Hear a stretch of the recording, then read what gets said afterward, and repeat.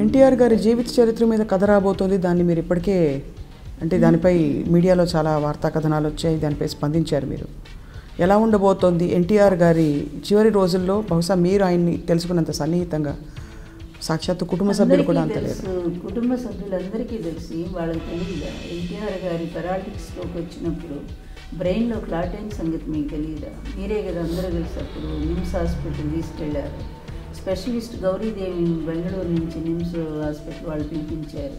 ఆమె ఏం చెప్పారు? రిపోర్ట్ ఇస్తూ ఆ బ్రెయిన్లో క్లాట్ కరగదు ఎప్పటికి కూడా, మందులతో కొంతకాలం మాత్రమే.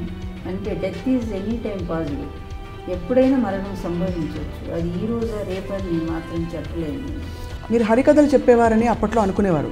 నిజానికి మీరు ఎన్టీఆర్ గారితో మీ పరిచయం అయిన తర్వాత జీవితం చాలా మందికి కొంతవరకు తెలుసు. కాంగ్రెస్ వాళ్ళు కావాలని అట్లా ప్రచారం చేశారు ఎక్కువ.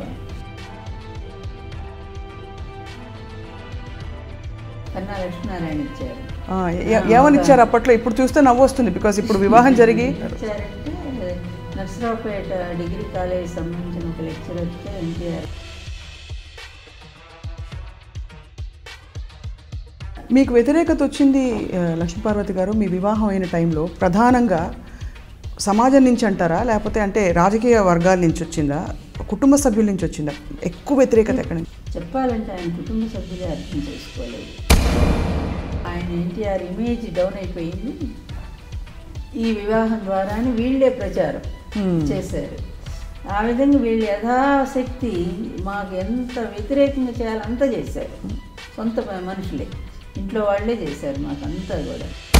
లక్ష్మీపార్వతి గారు ఆ రోజుల్లో ఇలా చెప్పుకునేవారు, 3 లారీల చీరలు పెట్టారు మీకని.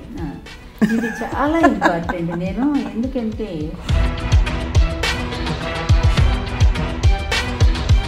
పదవి కావాలనుకుంటే ఆ రోజే నేను పదవి ఏదో ఒకటి తీసుకునే.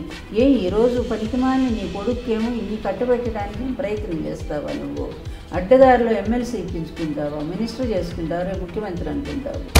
ఇప్పుడే మీరు ఇలా ఉన్నారంటే అప్పట్లో ఇంకా ఎన్ని మాటలు అనేవారు, ఎన్ని ఉంటారు నిజంగా అసలు. ఎన్నంటే దారుణంగా అనమాట. ఎమ్మెల్యేలుగా ఎమ్మెల్యేలు పెళ్ళాల చేత చంద్రబాబు నాయుడు మొత్తం మీడియానంతా కూడా ఎలా కొనుక్కున్నాడు అందరికీ తెలుసు ఆ టైంలో. మరి ఏమీ లేని ఒక సైకిల్ మీద వచ్చిన వాడు ఈరోజు ఒక పత్రిక ఎండీ ఎట్లా అయ్యాడో చెప్పండి.